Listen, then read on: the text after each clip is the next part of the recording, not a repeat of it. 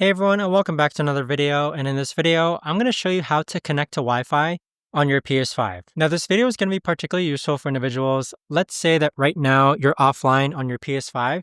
How do you actually go ahead and connect to Wi-Fi? So first you want to go into network settings. Next, you want to scroll down and click on settings. Then scroll down again and click on setup internet connection. Now from this option here, you can see some registered networks, but you want to go ahead and scroll down to where it says networks found and find your Wi-Fi network. So networks found, we're just going to choose this Wi-Fi right over here.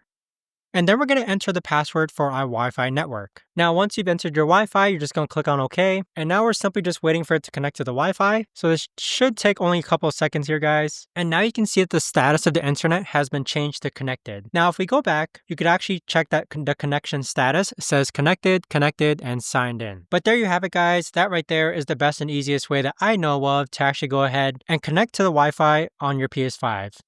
If you guys know of a better or easier way to actually do this, let me know in the comments down below. I would love to know.